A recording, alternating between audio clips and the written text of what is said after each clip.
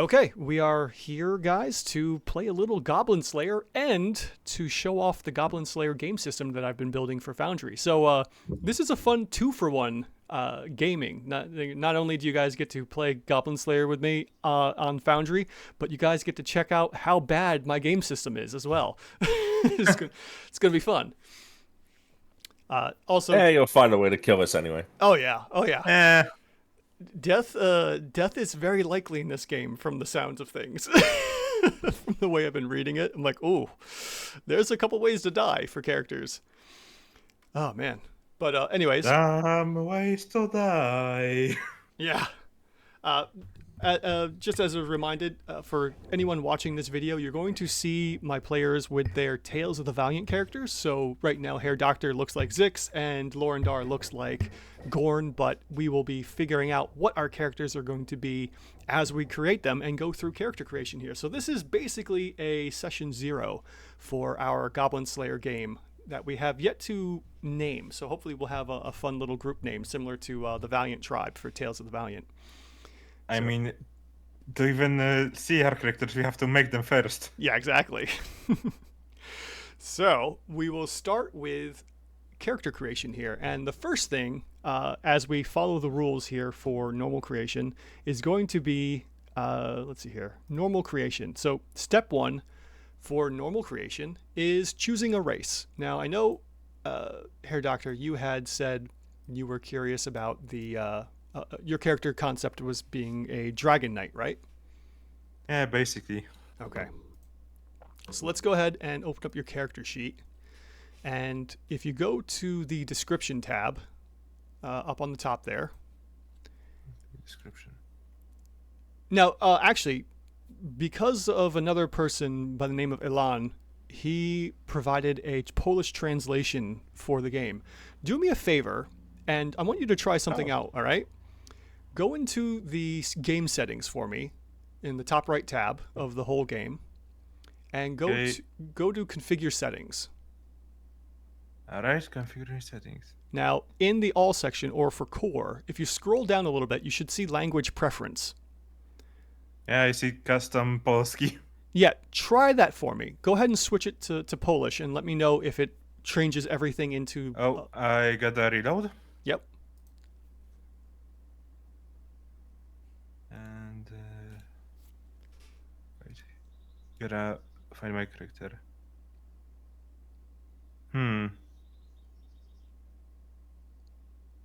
It's a little weird looking. From what I can see, not. Okay, so It nothing... doesn't- Yeah, right now I don't think it changes nothing. Okay, so maybe it must be on my end. I might have to switch it on my end or not. I was curious to see if it would do it just for you or if I had to have the whole thing set in Polish. Don't worry. Okay. Well, in any event, Ilan was kind enough to reach out to me and offer to do the translation, so we've gone ahead and done that. Oh, great. So you have the Lizard Man class, or the race already selected, so you know everything from the book is set into the compendiums, which is super handy, but man, was that ever a nightmare. Was someone going to say something? No, I'm just saying yeah. Okay. So Also, the fact that I sometimes think in English should say something about me right now. oh, okay. All right, so we have our Lizard Man set up. Now, if you want to see, now that your character here is built into the game, if you right-click on the portrait for Lizard Man, you'll get a context menu that pops up. Okay? Oh. Yeah. Okay.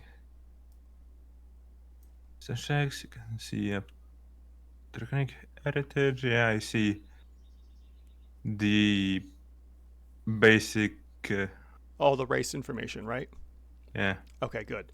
So that was General just... skills, general skills, fixed scores, etc. Yeah. So there's two things here. Obviously, you're going to see these are the skills you're going to get for being a Lizard Man.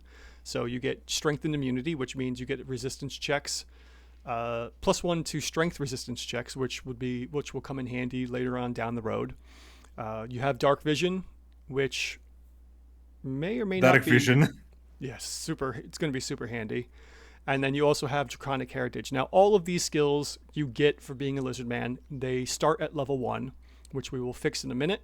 And then you have your primary and secondary ability scores. You can either decide to take the fixed or randomly determine your scores. So do you have any idea what you'd like to do for these? Do you want to take them random, or do you want to go with fixed? I mean, from what I can see, from the random, I have basically third of a chance to get better, a third of a chance to get worse, and 1/3 of a chance for nothing to change. So I think for now, we'll try to get the fixed scores, and then if something bothers me, I will talk to you before starting the campaign. Okay. If that is alright. Yeah, that's fine. So what we'll do is, let me see here. Just want to follow along with the I'm gonna rules real drop quick. the race here. Okay, yeah, so the next step was determining your scores, which we've done. So we're going to go with fixed scores. Let's go back to your stats tab. Okay. And in the stats tab, go ahead and start entering in the fixed score numbers. So 4 for strength, 3 for psyche, technique, and so on. And then do the secondary ability scores. Oh. So the form is going to auto-populate every time you make a change. As you see, your strength focus, your strength endurance is getting updated. All of a sudden, we have a 20 for technique. Yeah, just misplaced the cursor, so... No problem. And then I didn't misplace the cursor. Right. To the beginning, yeah. All right, and then go ahead and put in the fixed scores for your secondary abilities as well. Yeah, I already done that. Oh, yep. See them coming through now. Okay, great. So now you'll see you have, for instance, your strength focus is a 7, your psyche focus is a 6. The game system has already auto-populated these for you, which is very handy. And on occasion, I may ask you to roll these as checks. So when you hover over technique focus or psyche reflex, those will automatically roll, roll the dice for you with a bonus of the combined number, which is going to be super handy. All right, next on the line here is going to be, now that we have the ability scores, determining a history.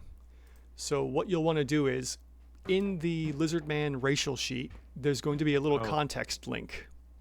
So if you don't have that up still, bring that back up, and then there's going to see Lizard Man origin table. Okay. Now when you click... Go ahead. I roll 2d6, or...? Yeah, yep. You'll roll 2d6 to determine what kind of history you have. So anywhere between being an adventurer previously to this, or even being a king spawn. And this will be some extra stuff that you get for level 1. So there's a possibility that you get extra classes here. Okay. Do I just press the Draconic Heritage, or...?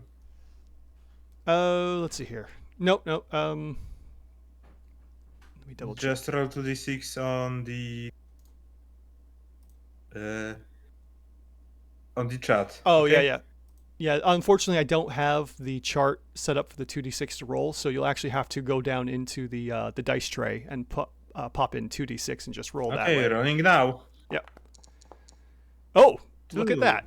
You were previously an adventurer. So you got a 2, which means you were previously an adventurer, and you can pick any one class for free to add to your character. Huh. So nice. Go ahead and add one class or one level of anything. Since you were talking about being a dragon knight, you could either add 1 level to fighter or 1 level to dragon priest for free. I think I'm gonna go for now. And if there are many more, I will any more classes. I will just basically try to balance them. Mm-hmm. All right. So which class level did you pick? Because I didn't see it I on my picked end. fighter. Okay, great. Let me close that and see if it will. Yep. All right, perfect. Now let's go back to your description. And in the history, go ahead and click the little notepad icon that comes up when you hover in that zone to write in that you were previously an adventurer, so you know what your background was. In history. Yep. If you hover your mouse in the little blank zone, there should be a little icon that pops up to the right side. That'll be the text editor. Okay. And save. All right.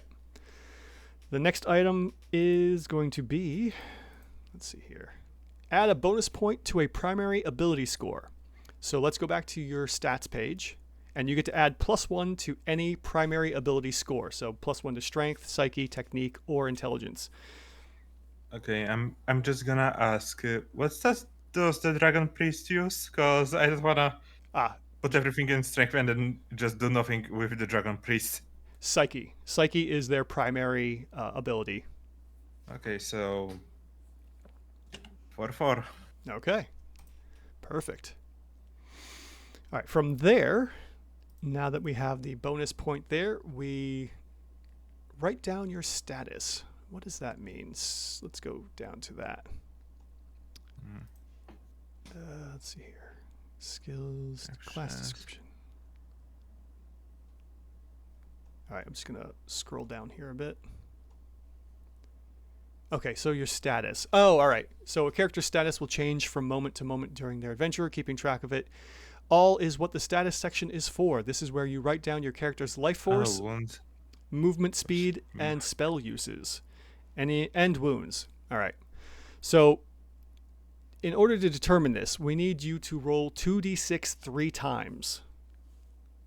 And then from that, those numbers are going to be put into different places.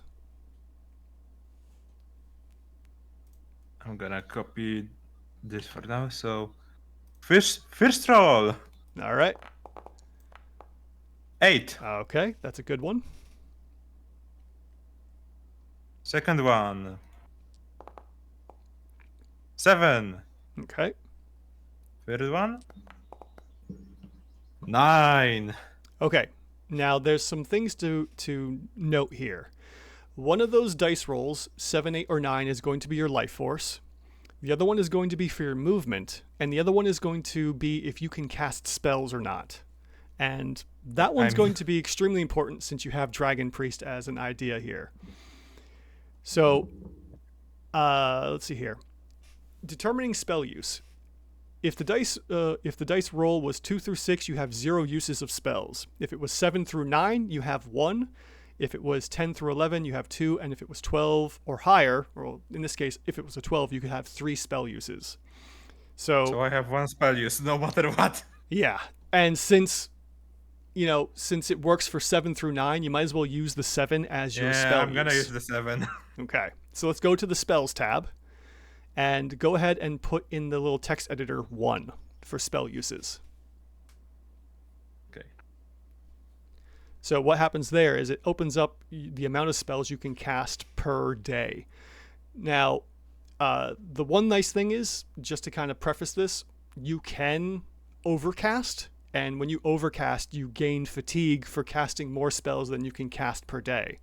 So if for whatever reason you find that you really need to cast a second or even maybe a third spell, you can fatigue yourself and cast more spells. But for the time being, you can only cast 1 spell. Now, the next thing would be to determine which die you want to use for your life force and which die for movement. I mean, I'm gonna try to do something like a paladin, basically. So I think the most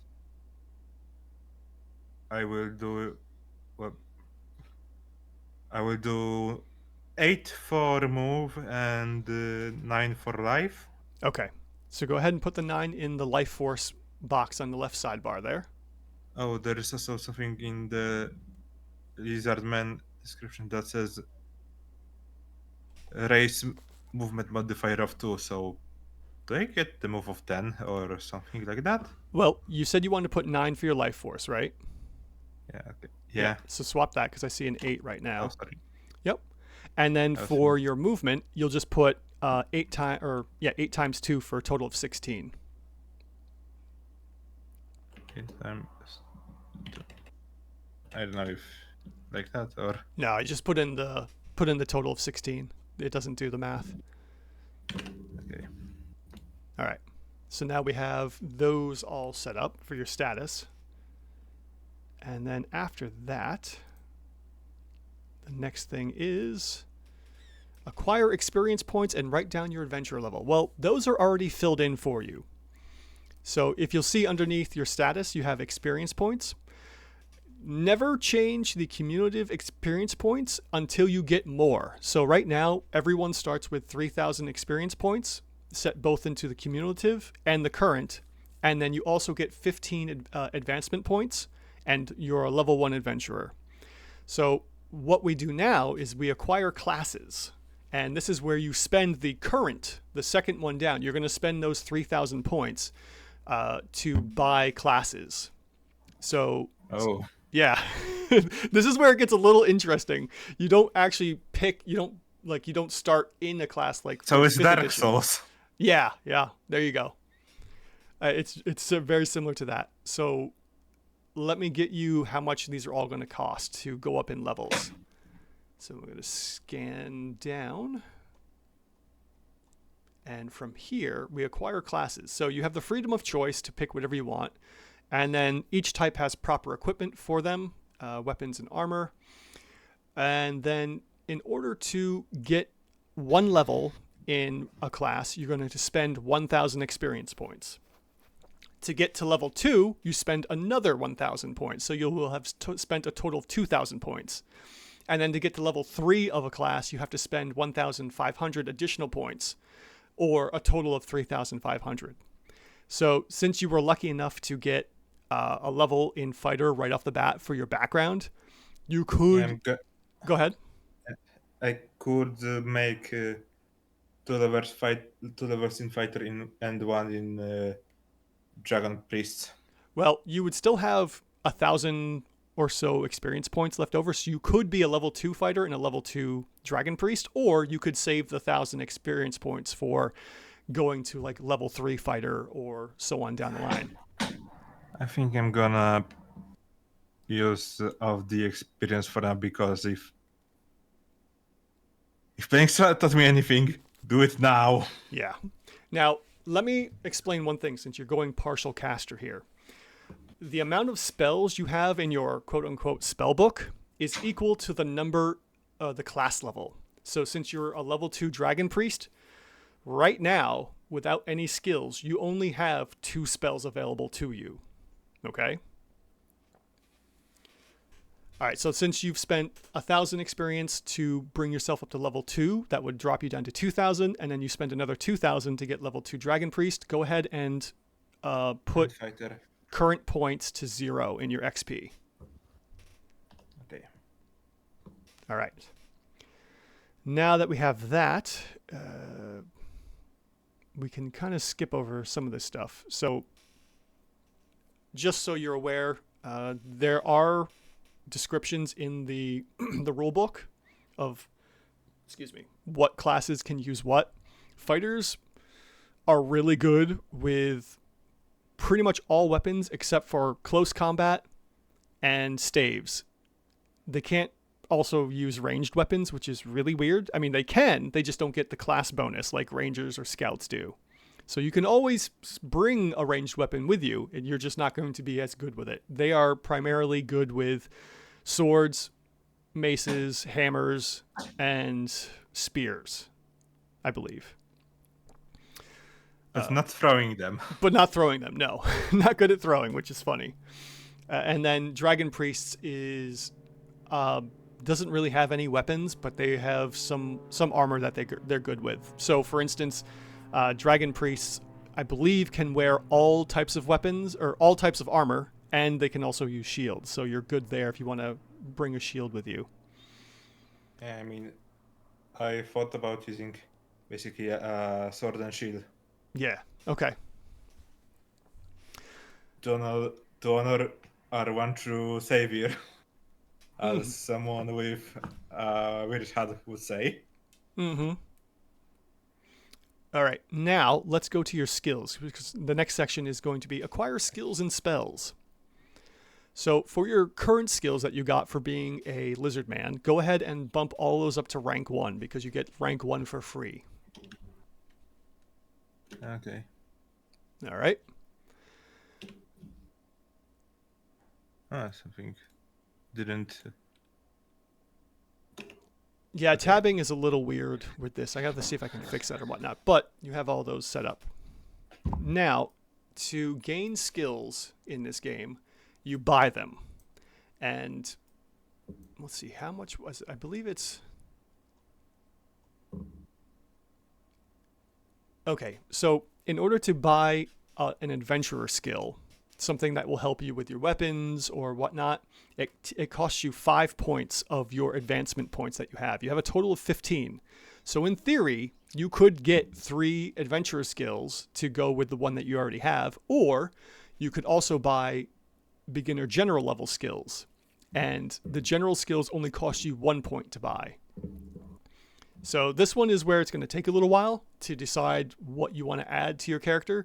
So for instance, if you were thinking of using a sword and shield, then you might want to look into some of the skills that are going to be good for, using a sword or using a shield or even armor, as well as potentially some of the spellcasting skills that will allow you to either get more uses or get more spells. So while you're looking at the skills, we're going to switch over to Lorindar here and help him create his character, okay? All right. Okay, so let me pull up Lorindar's character sheet.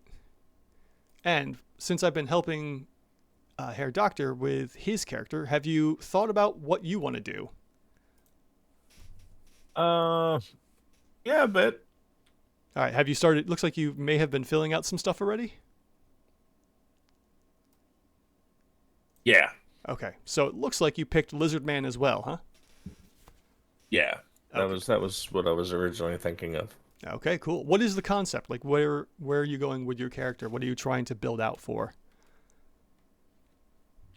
So I'm thinking I'm definitely going monk. Oh, okay.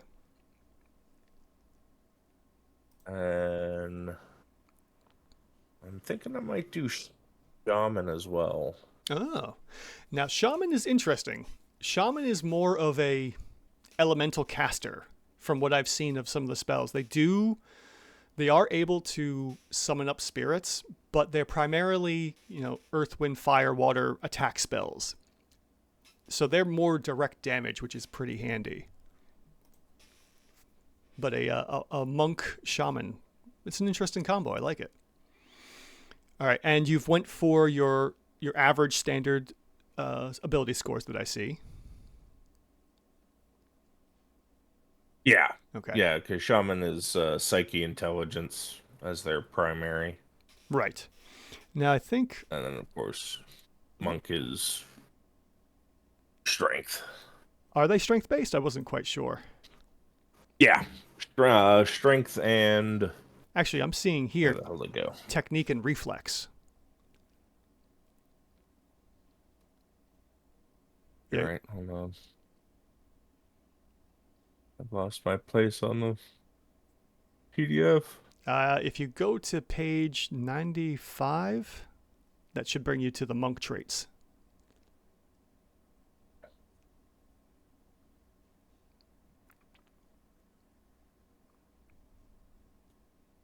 Oh, yeah, technique reflex. Yeah, you're right. Now, there's nothing wrong. You can totally play a lizard man monk shaman if you want. That's perfectly fine because you do get that bonus point to bring. You could use that one extra bonus point to bring your technique up to a 3 if you wanted to. And there may be ways to modify these ability scores later on as well through gear or spells as well.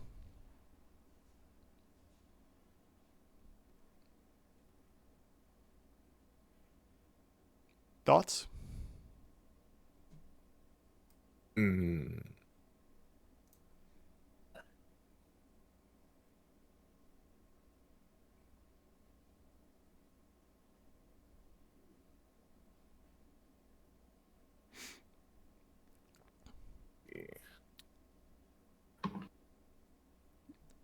Let's see here, just for the heck of it.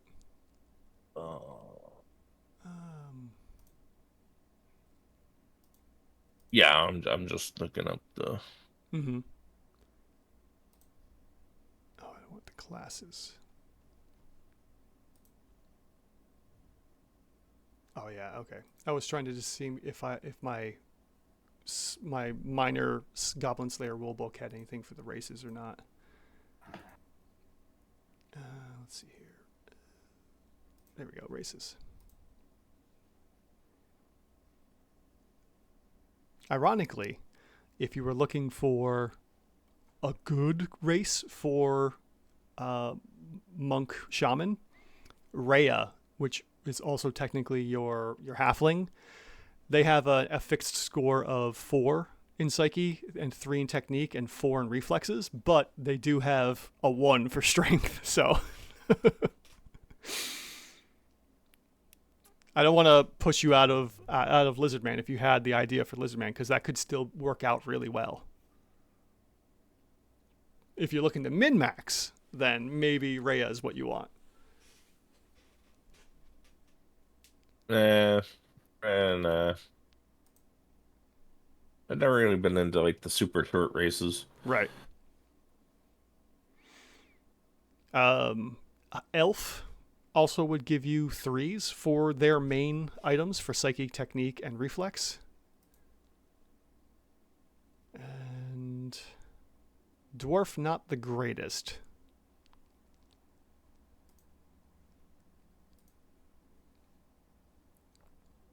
And then human is very like 2s all the way through for human for that combo. Not the greatest combo, I think, for monk shaman.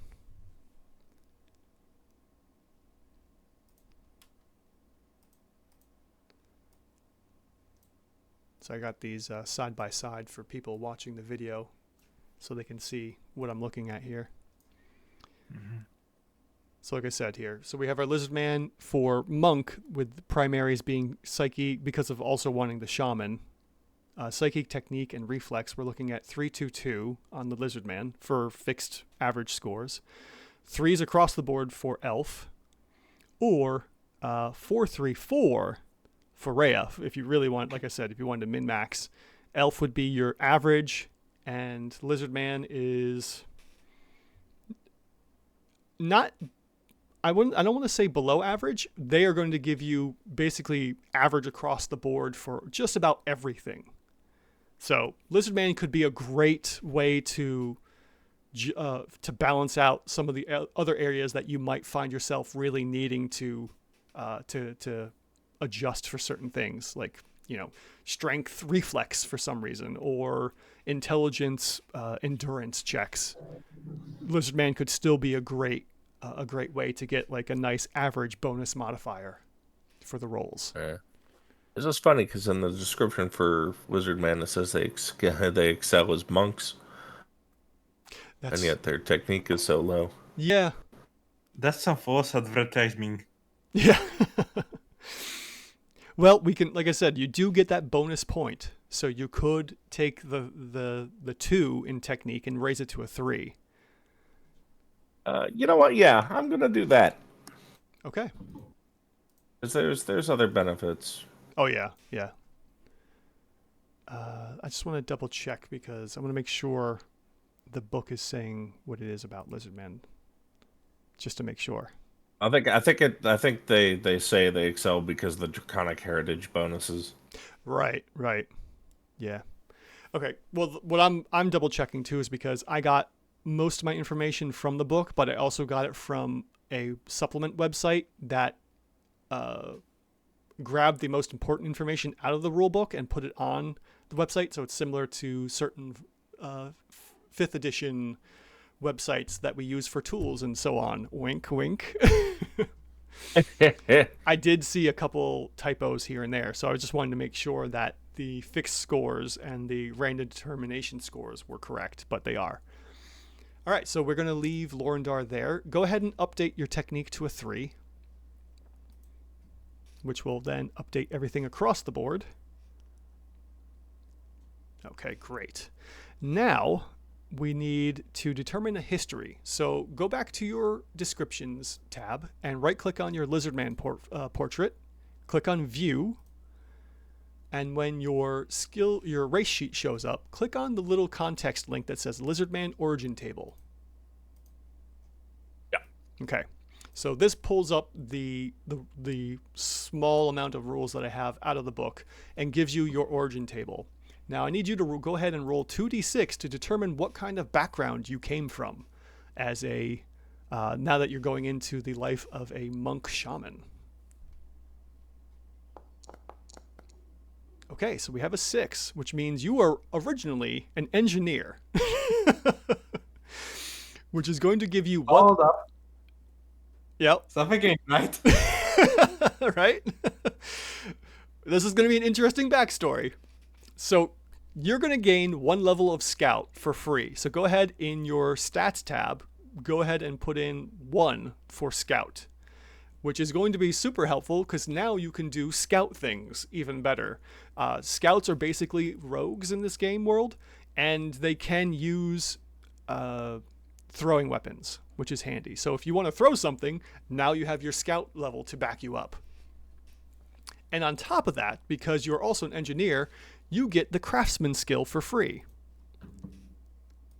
So what we're going to do is go ahead and open up the compendium to the skills, and then you should be able to search for craftsman, and drag and drop that into under adventure or general. If you go to the search icon just above it, Oh, okay. and then search for craft, it will bring up the skill right away. Yeah. And go ahead and drag and drop that in to your skills.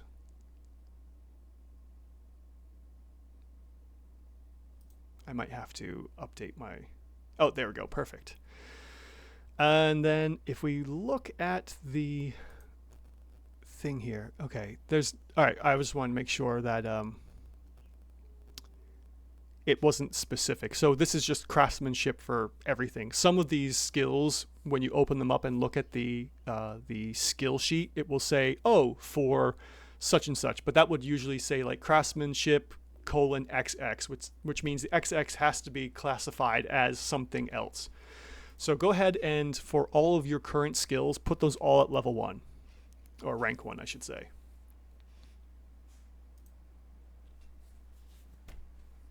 I'm gonna have to fix that in the in my JSON object so it starts at rank 1 regardless instead of going to 0. I'll do maybe I'll switch it up and do monk scout.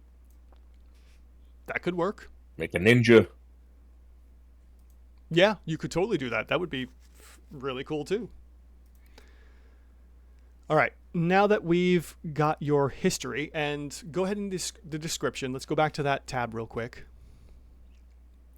In the history area, when you mouse into the blank area, you'll see a little notepad with a pen icon to the right.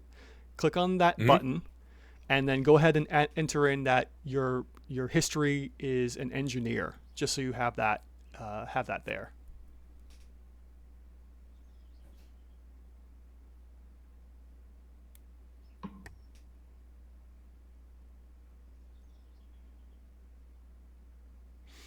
And when you're done, there should be a little save button.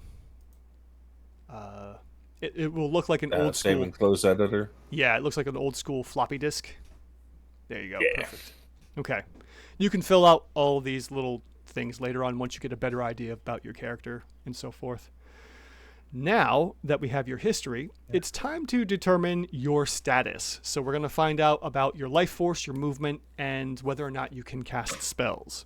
Now, regardless if you can cast spells or not, we'll still need to figure that out. So what we're going to do here is you're going to roll 2d6 3 times, and we will put the totals of those numbers somewhere in your statuses. You said 3 times, right? Yep. Oh, we got a 10, an 11, and a 6. That's it. Okay. So the big question here is, are you going to go spellcasting at all? Were you really thinking the ninja idea and then the ninja route instead because of the scout background? Yeah. I mean, technically, you could also go for something akin to the artificer. True. Just reflavor the shaman to be an invention, something like that. Well, unfortunately with a 6, that 6 has to go somewhere. And if we're going to skew away from spellcasting, that means you'll have 0 spell uses per day with that 6, which means we can use the 11 and the 10 for life force and movement instead. Okay? Yeah. Let's I'll focus on monk and scout. Okay. So then what we'll do is we will ignore the 6 because you already have 0 as spell uses for the day. And we will then go for what do you want to be able to do better? You want to move further or have more life force? Well, the scores are really close, so let's go life force, because I know how hard you would tend to hit me. All right, so go ahead and put an 11 for your life force. And then you're going to put a 20 in your move because you get ×2 for being a lizard man. All right, and I just want to double check to make sure that I have the life force correct. I want to make sure there's no bonuses or something for putting in life force straight from the dice roll or not. All right, so let's see here. A character's life force is determined by adding up their strength, psyche, endurance, and one of their dice rolls. Oh, okay, so we have to fix that actually. Oh. All right, so the life force is determined by adding up your strength, your psyche, and your endurance, and one of the dice rolls together. So this means you guys get a lot more life force points. Total. You don't multiply, you just add them all together. So for Lorendar's character, we're going to do the strength of 4 plus 3 from psyche, so that's 7, and your endurance, which is going to be a 9, plus 11. So you have a total of 20 life force points. Yeah, I fixed mine. I see that, yes. That should go in that should be in that first section? Yeah. 20? Yep. The one that you can click in. Okay. All right, yeah, and it says life force is important to all characters, but for those who clash directly with their enemies, such as fighters and monks, wink, wink, it is vital. All right, that's really good to see because I had a feeling that your life force should be higher than it was. And the biggest problem is that except for skills, there's really no way to get a higher life force. So this is it. This is all your life force unless you get I think it's like the endurance skill or something. There's one skill that will add +5 to your base life force every rank. So be aware that since you guys are both kind of frontline fighters, you might want to take that skill, which luckily has already been worked into the Goblin Slayer game system that I'm creating here. Wink. I don't see it. Let me see here. What skill is that? I actually have to check. The easiest way for me to find that is going to be checking the code because I have it marked here. Let's see. Hardiness. That's the name of it. Oh. Checking it by E, though.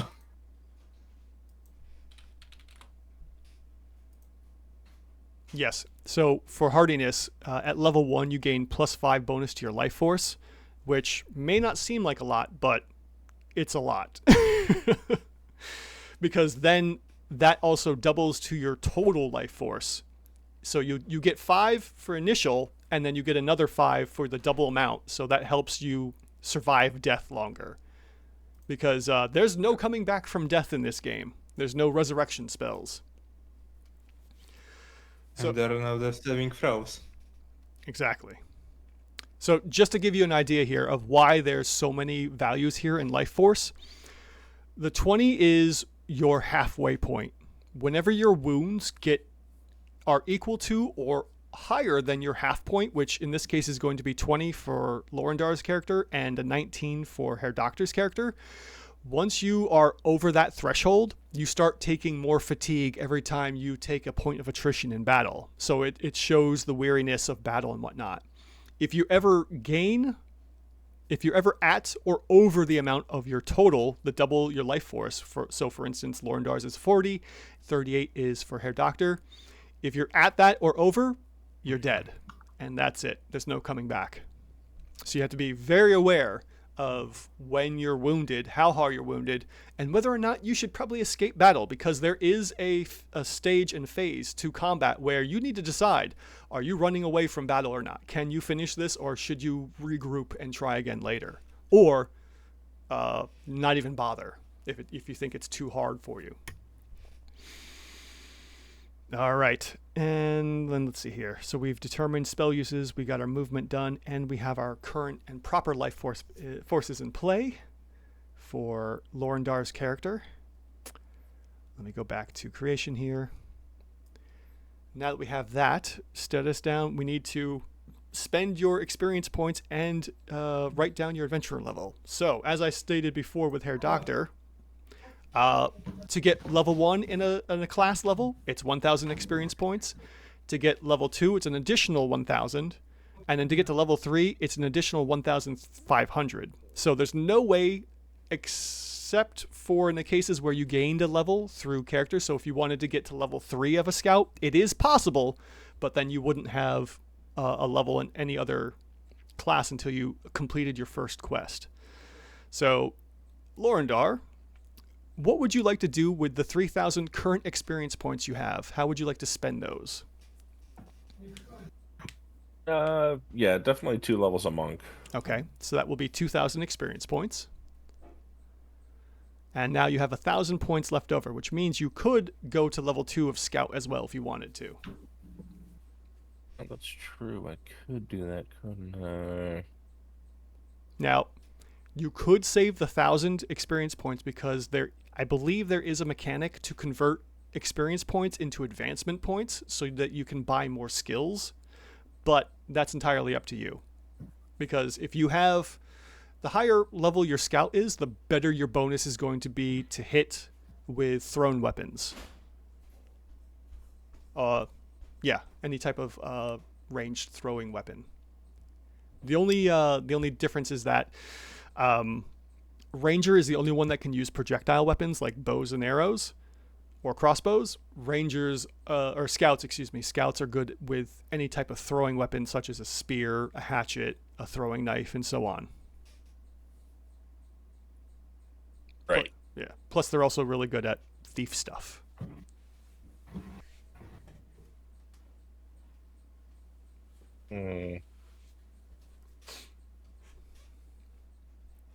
So you have that 1,000. Yeah. Let's do the second level of scout.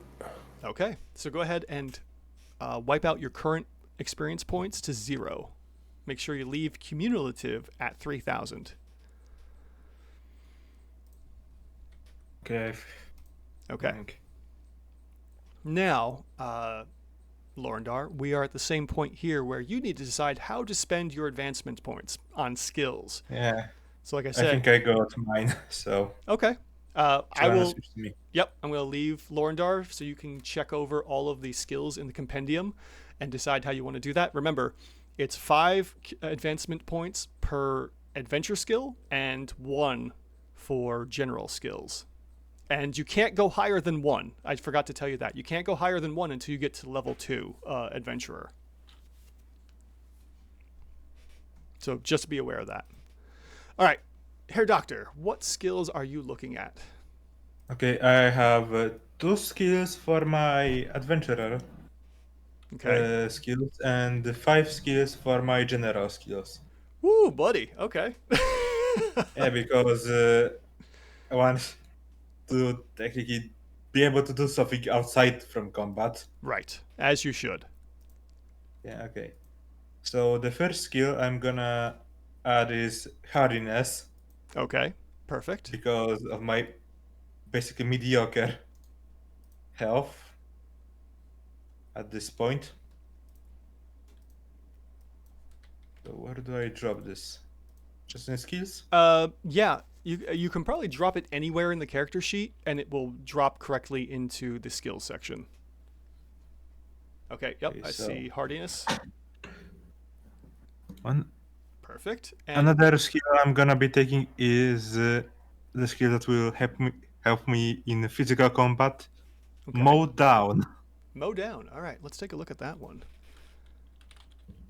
Something that the D&D fighter should have had a long time ago. All right, so the description for mow down is you use a two-handed weapon to make a single melee attack Oh. against multiple enemies within 200. reach. Shit. Yeah, it's for two-handed weapons. There is a dual-wielding skill if you were looking to do two-handed. Or no. Now I was gonna go sword and board. So Yes, sword and board. That's correct. Okay, so we'll have to rethink that. yeah. That other. Well, I adventure had skill. another one that I was thinking about. That is guard. Guard. Okay, let's take a look at that. All right, so when one character of your choosing within range is the target of a melee attack, ranged attack, or spell attack, you may take the damage from that attack instead of them. The PC with guard should decide whether or not to use it after the enemy decides on its target, but before the enemy performs its check or spell use check. All right, and so once it goes off, you can do a couple other things here. So at rank 1, you can use guard one time per round. When you use guard, you can take the attack for one character within reach, which is 5 meters, targeted by a melee attack, range attack, or attack spell. So yeah, you can basically guard your friend there, which could be super helpful. Yeah. Just let me take all the damage. Yeah, exactly.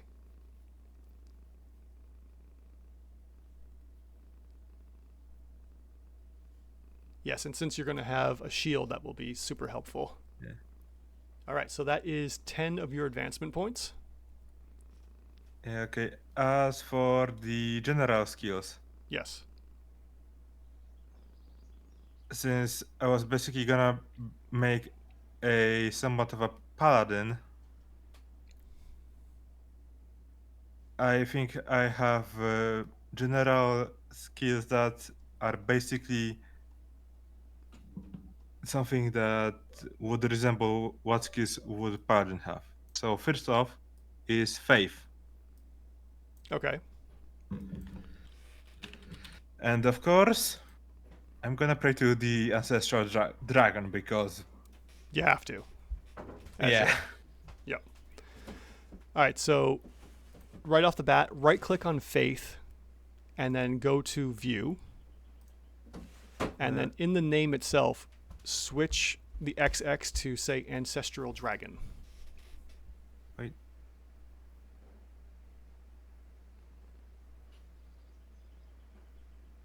View. Gonna copy and paste. Oh, hello. Hey. Oh, there he is. Yeah, I just need a minute to get back onto my computer. I just woke up. I'm sorry I overslept. Yeah, no worries, dude. No worries. No worries. And since I have faith, I can also pick up worship skill. Ah, yes. So let's take a look at what the Faith Ancestral Dragon allows you to do at beginner level. You can use miracles or ancestral dragon arts from the object of your faith without chanting them, so you don't have to worry about chanting anymore, which is handy. However, you take a -4 chantless penalty to the spell use check, which will come in handy when we have to, do the modifiers and whatnot. So if you don't chant, you're going to take a -4 penalty at first, but you can correct that once you get higher levels by adding and increasing the level of this. So at first you're not so good at being able to do chantless faith or ancestral dragon spells, but it could be handy when you need to be very quiet. And since you're running around with a monk scout, silence could be very key here. Yeah, I do have scales, but But armor is armor, so. Exactly.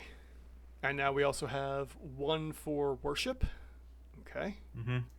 And just to double check that one, you offer prayers to the god, ancestral dragons, or so on. When you use worship, the standard score is your psyche plus a secondary ability score. This is a worship check. When worshiping over the course of 3 hours, if you pass a worship check with a target score of 20, you recover 1 spell use. Super helpful. And you can only recover spell uses by praying once per day. So you do get a one-time use for that per day. I'll have to work something into that. And since I have the skill, I also have +1. Say again. What's the +1 from?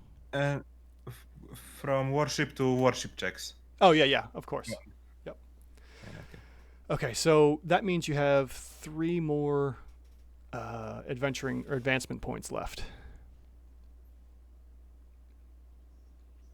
Did you? I'm gonna sound like a broken record here because the next one is theology. Okay. Hey man, that works.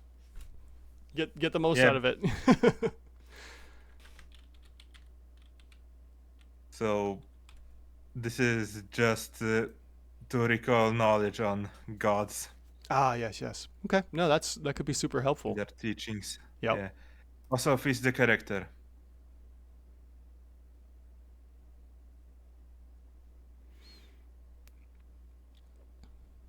Oh, Okay, and to go ahead.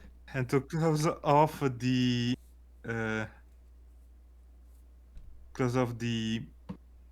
basically cleric part of the dragon warrior, we have meditate. Mm-hmm. Wait, no, meditate is not my class, sorry. But I can get leadership. Okay. Can make those weaker positions where others recognize them, carry out work effectively. Oh yeah. Meditate is for sorcerers or shamans. Okay. Leadership.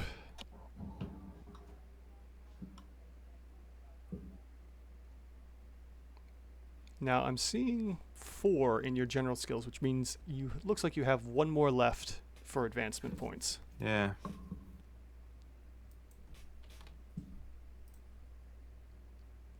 I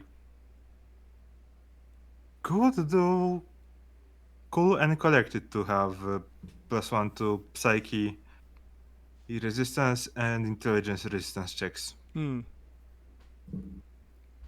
Yep, that could be super handy. And since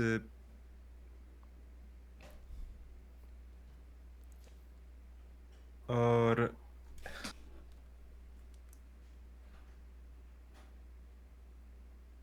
that would be, I don't think, appropriate in this universe. I could technically do riding, but I don't know if we are going to ride or have any mounts in this campaign, so I'm gonna take something that is basically going to be in this campaign, and if we get at some point horses, I'm gonna get the riding skill. Okay. Okay, Alright. and that's for me. Cool. All right. Now that you're done there, the next thing for you, Hair Doctor, is going to be looking at what spells you want. And because you have 2 levels in Ancestral Dragon, you get to pick 2 spells to add to your character sheet. So while you're looking at those, I'm going to switch back to Lorindar here. All right, Lorindar, what are you thinking for skills? You said 5 advancement points per skill, right? Per adventurer skill and 1 per general. So I'm seeing you have martial arts and alert for 2 adventurer skills, right? Yeah. Okay. That puts you at 10 points used so far. And go ahead and mark those at rank 1.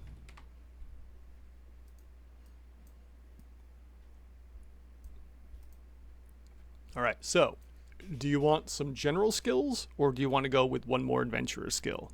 What are your thoughts?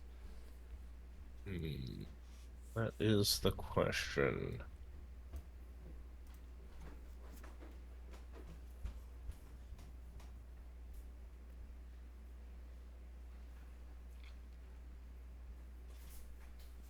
There could be some decent general skills for a monk or a scout. Since scouts are more of the rogues, you could, criminal knowledge could be good. Cool and collected could always be handy because it gives you that +1 to intelligence and psyche reflex saves, and those are the reflex category is just like you expect. It's going to be your saves basically for whenever you have to dodge a spell or try and counteract something that's happening to you in the area. So like a wisdom save would be like a psyche or maybe even an intelligence reflex save. So that's where cool and collected could be handy. Long distance movement is always a good one potentially, because that will allow you to move over greater distances of time if you find that a campaign is really pushing where you want to go. Just about anything else. Otherwise, another adventurer skill could be handy. Oh, I see you went with the alert.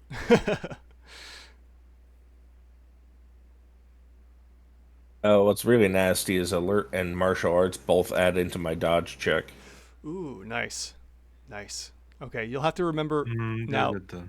The funny part is alert is built into the game system, so you don't have to worry about worrying about critical rolls. That will work itself out. You'll just have to remember to add in the +1 bonus from martial arts. That's all.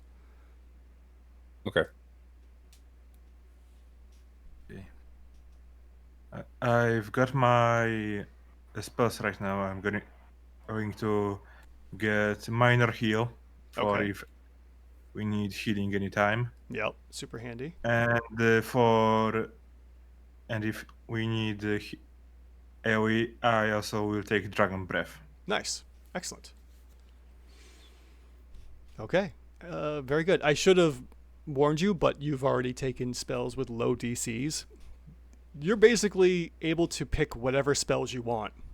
The problem is that some spells have a really high DC. Like, for instance, there's one spell for Words of True Power called Blizzard, and that has like a DC minimum of 20. So you would want to wait until you've had a couple levels in Sorcerer or whatever for Blizzard to pick that spell out. But luckily you have a DC 5 and a DC 10 check. So these should be super easy to hit at level 1. The problem is that if you don't hit the DC, the spell fails and you lose the spell. So luckily healing is going to be no problem. Dragon Breath might not work sometimes. Yeah. And thankfully, I have somewhat of a good psyche, Yes. so it should go off.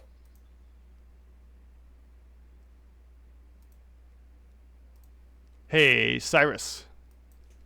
I'm using your Discord names in this one. You said general's going to cost 1 point, right? Yes. So you could add 5 general skills if you wanted to. Or go crazy and do we- gain 15. Right. And do we save any leftover ones? Yes, if you don't spend them all, you can save them to help you rank up skills when you hit level 2. Okay.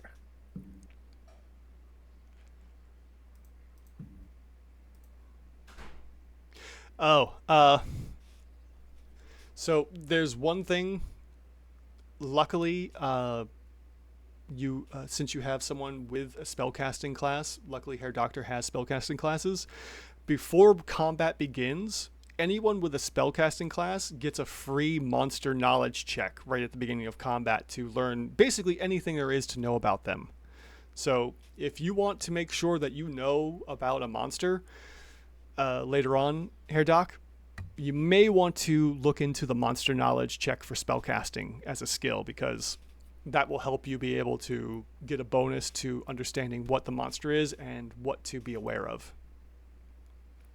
Just for future use. I mean, I don't think my character would particularly be known for that, but okay. Yeah. I will keep that in mind. Yeah, just something to be aware of.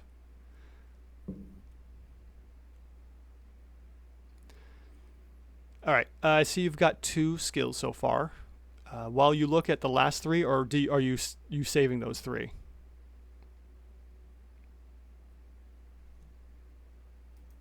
Well, I've got martial arts, alert, long distance movement, cool and collected.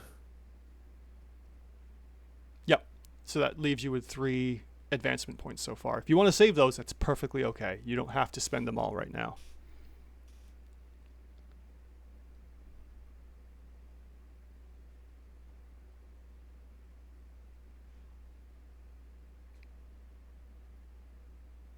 I mean, if I were to suggest any, Uh-oh. because you were an engineer, you could use craftsman, cheap, or artisan. I made a mistake. I already have craftsman. I start with it because of engineer. I have to backtrack here. I made a mistake. I don't know where I got the 15 for advancement points, but looking over the rule book, you actually only get 10 advancement points. I'm really sorry, guys. Ah, Shit. Yes, I know. I'm terribly sorry about that. So, Well, there goes my guard. all right. So luckily, if you right-click on guard, you can go ahead and delete that from the skills. Okay, and then Lorindar, it's up to you. All right, getting rid of your generals.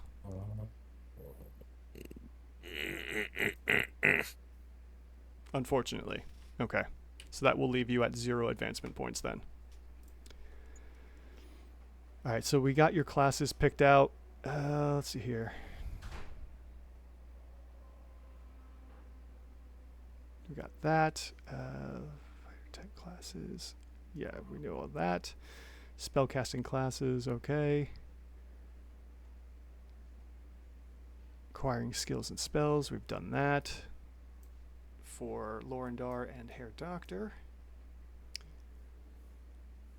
Purchasing equipment and possessions. Okay, so a character will always start with adventuring tools and 7 days worth of rations, both of which are already written in the adventure sheet, but those aren't written into the adventure sheet. So I need you to go ahead and go to your items and drag and drop into your character sheet for items, adventuring tools and rations, and then put in 7 for the amount.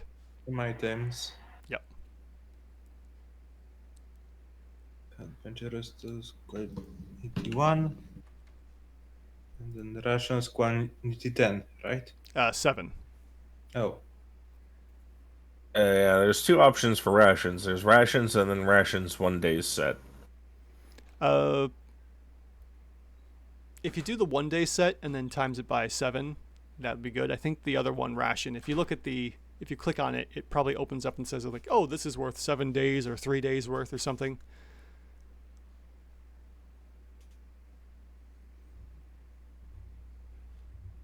Nope. No. All right. Buyer's choice, I guess. Whichever. Just pick one and hold on. unless there's a difference. Okay, yeah. So rations is 1 meal per. Rations 1 day set is 3 meals. Okay. And there's a value difference. Rations 1 day set is worth 5 silver per, and regular rations is 2 silver per. All right. So since this says 7 days worth of rations, I would say pick the latter and get 7 of those so that you have 7 full days worth. Okay, so the 1 day set. Yep. Okay, and then you guys can add 100 silver to your money, and you can use that to buy whatever equipment you need.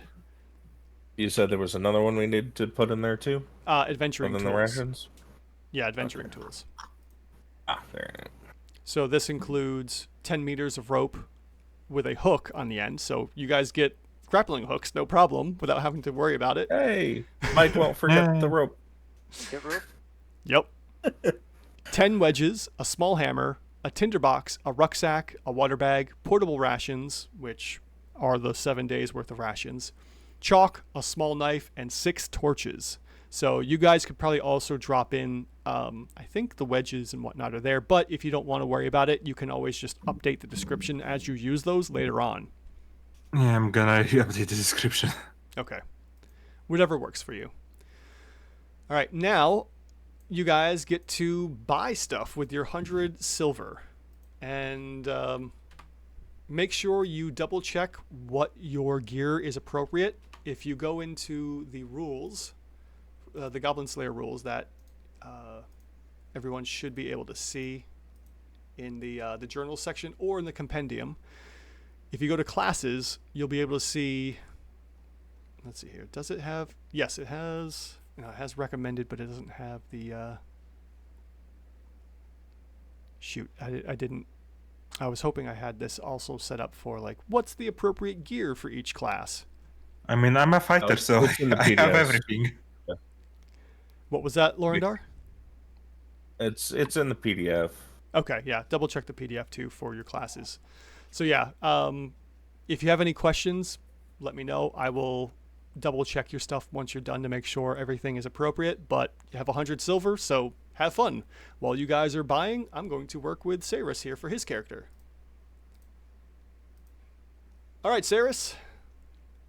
What are we doing here? What kind of character are you thinking about? Because unlike 5th edition and Pathfinder, the classes are they are completely optional. The only thing you would want to know right off the bat is if you want to do any kind of spell casting. That's going to be important. Beyond that, the classes are your oyster or whatever.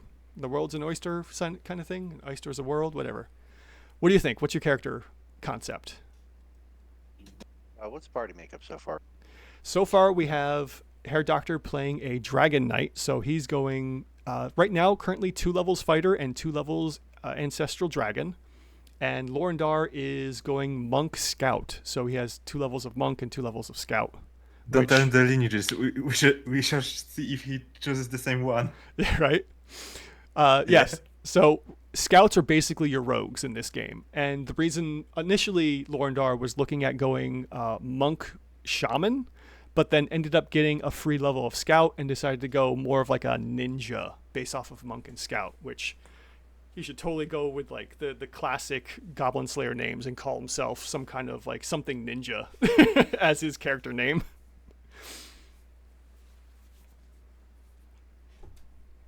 So we have 2 frontline fighters, the main fighter being the fighter and the monk being a secondary fighter, with some potential ranged capabilities because of Scout. We also have a quote-unquote divine spellcaster with Dragon Priest. So I don't recommend going full spellcaster because that can really hinder the group. If we had maybe a 4th player or even upwards of 5, I would say, oh yeah, if we have 5 players and you wanted to go total sorcerer or total shaman, you could totally do that. But I would still recommend some kind of a melee or martial class, as well as having a caster class if you wanted to go caster. Totally up to you.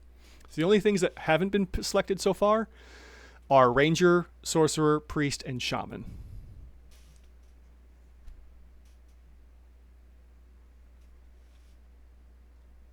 All right, Ranger Sorcerer it is. Okay.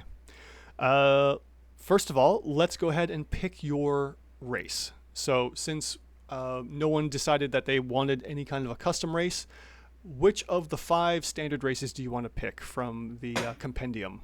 So if you open the compendium and open up Goblin Slayer content and go to races, you'll see the 5 that are available. Now you can min-max here, and I'll let you know that Sorcerer is primarily going to be dependent on intelligence, and Ranger is very dependent on technique. Probably 1 or 2 other things too, if I can find the class fast enough here. Let's see here. Recommended. Oh, yeah, here we go. All right, so Ranger's important ability scores are going to be Technique and Intelligence, and then Sorcerer is going to be Intelligence. So if you want to min-max a race that has great Technique and Intelligence, by all means, go right ahead. Pick Elf then. All right, Elf it is, which is going to be 3s for Technique and Intelligence, if you go with the fixed scores. So go ahead and drag and drop the elf into the into your character sheet here, where it says drop a race sheet here. And yes, Hair Doctor is a little let down because both him and Lorindar are playing Lizardmen,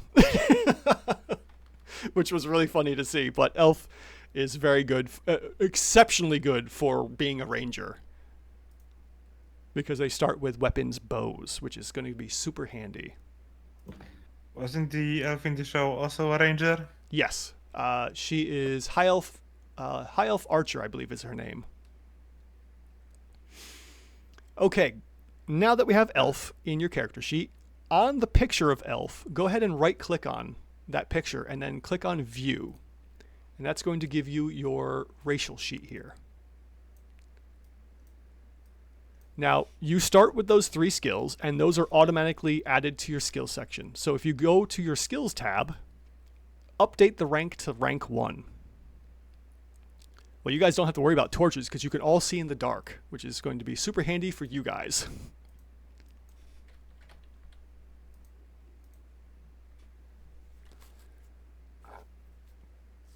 Okay. So you can see up to 60 meters in the dark. You have Beloved of the Fae, which means your spirit arts you can use spirit arts without possessing a shaman bag and without spending catalysts.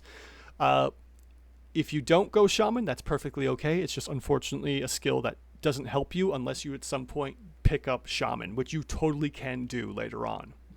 And then you also get a +1 bonus to hit checks with your bows, which right now this weapon skill hasn't been implemented into the game, so you'll have to remember to add in that +1 bonus when you go to roll for your hit checks later on.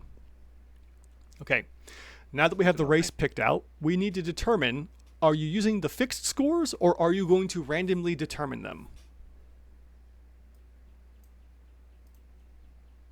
No, I'll use a fixed score. Okay, everyone seems to have been picking the fixed scores. I'll keep to the rules then that everyone else is following. Yeah, and it's totally up to you. Since you're going with the fixed scores, go ahead and put in for your primary and your secondary all the fixed numbers there. So 1333 and then 213 across the top on the stats tab.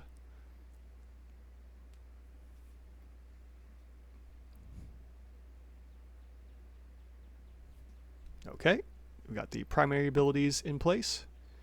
And you'll notice as you put in the ones across the top, they are automatically adjusting for you. Now, we're going to jump a couple stages ahead and get to this right now.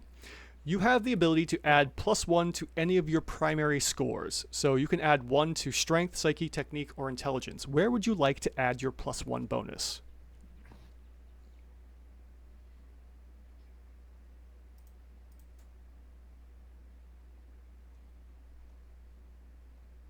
And I'm just going to check the rules to make sure it's just the primaries.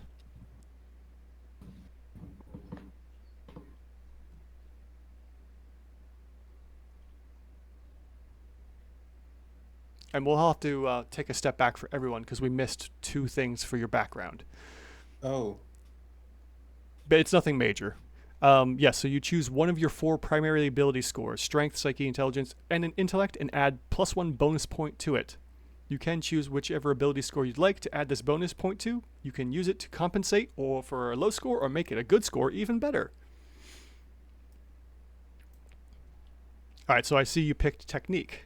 Perfect. Okay, so that gives you some really nice bonuses all across the area. All right, now that we have that... Yeah? Hair Doctor? No, I just saw something that I should probably took, but nothing major. Okay. Now we need to go and determine your history, Saris. So go ahead, if your race sheet is still open, otherwise go back to your description and open up, right-click on your elf portrait, and then there is a clickable link that says Elf Origin Table. Click on that to open up the rules book to that specific page. In there. Mm-hmm.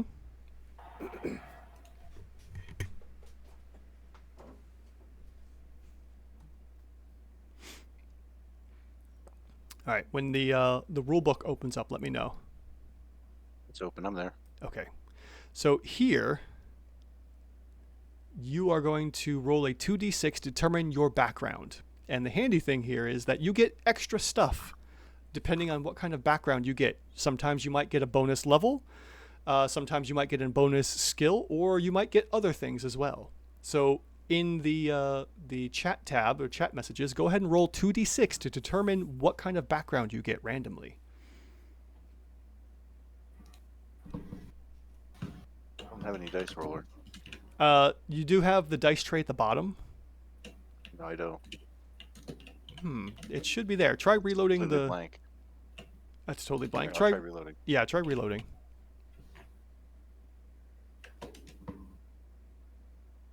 There, now it's in. Okay, perfect.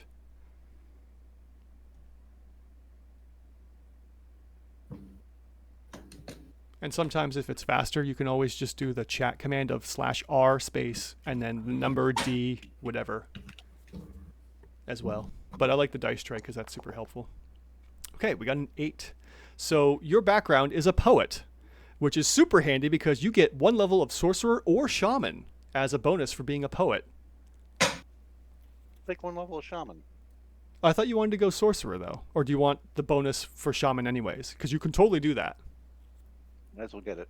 Okay, so on your stats tab, go ahead and put in 1 for shaman. All right.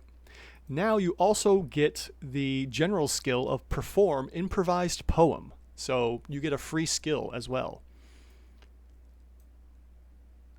If you want to go to the compendium, you can open up the skills tab and then just write in, what is it, perform? Because it'll be perform :XX, and then drop that into your character sheet.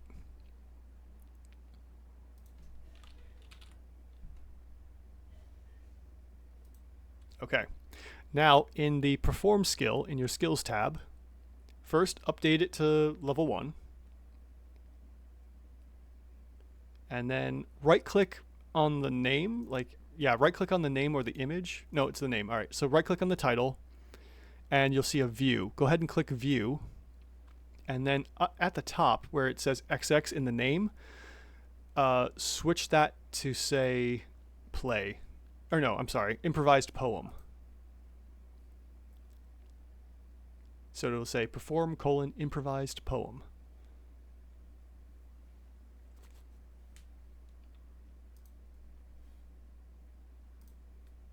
All right, perfect. Now we have that taken care of. We're going to do the next step here, which was we missed a couple steps for our history for everyone. So everyone go to your descriptions page for the moment. And Saris, for your history, hover over the blank area where it says history, and you'll see a little button pop up. Click on that and write poet as your background. And then from there, I need everyone to roll some d6s for me as well so we can determine defining events and one other thing. All right, let me get to that. Yes, here we go. So we need to determine a past, like who you were before you became this adventurer.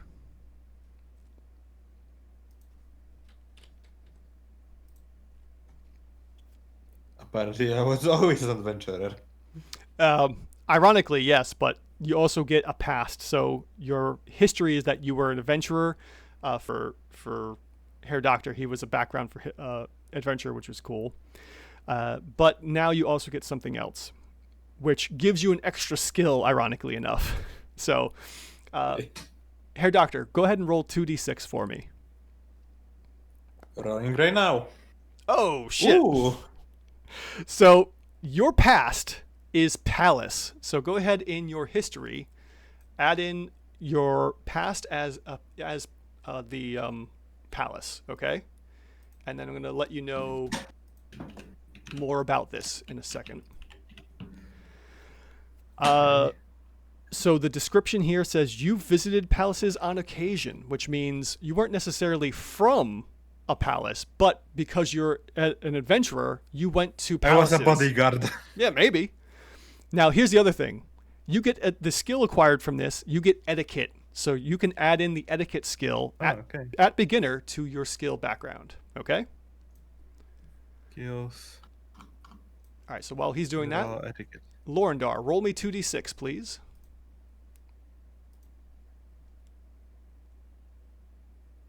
Man, if you get a 9, I'll be laughing my ass off.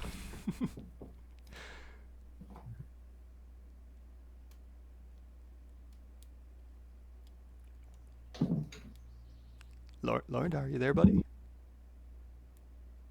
I think he might be MIA. Cyrus, go ahead and roll me 2d6. We'll do your past while we wait for Lorindar to get back. Wait just a second. Yep.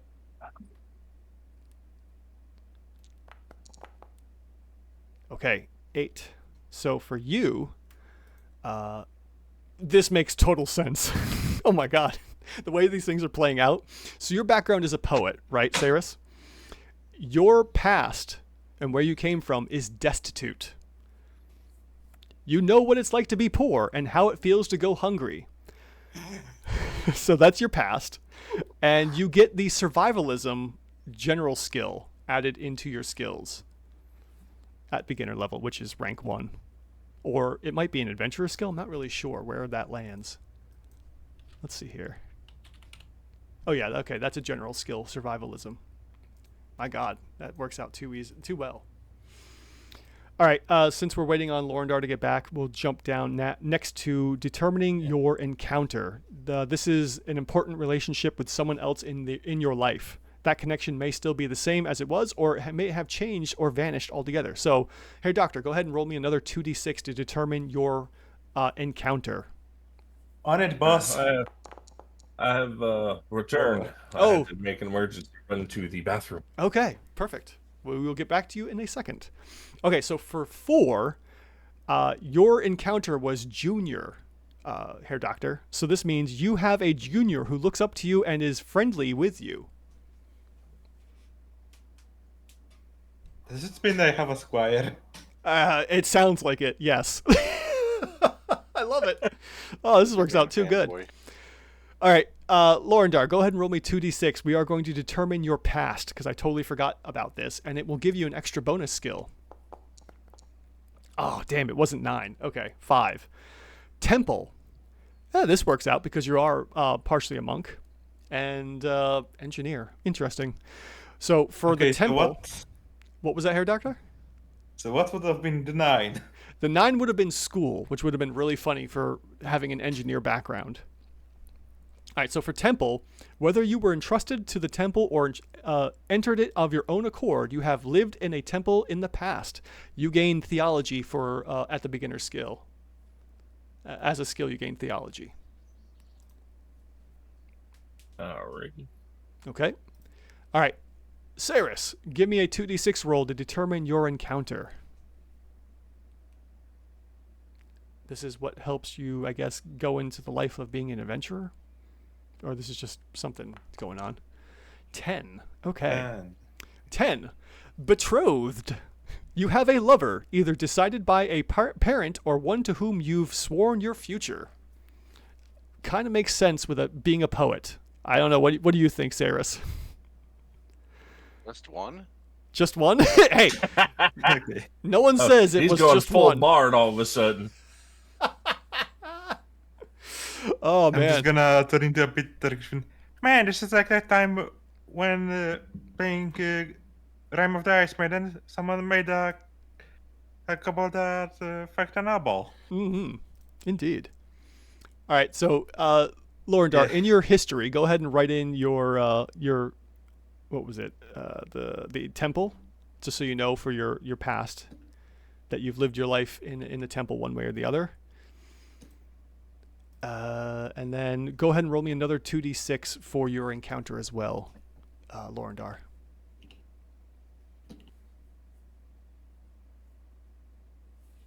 Can't wait to see what this is. Oh, it's a 7. Okay. Family. You have family that you are especially mindful about. So that is your encounter. So go ahead, make sure you guys write down your stuff in your history or wherever you'd like to write it in other information or whatnot.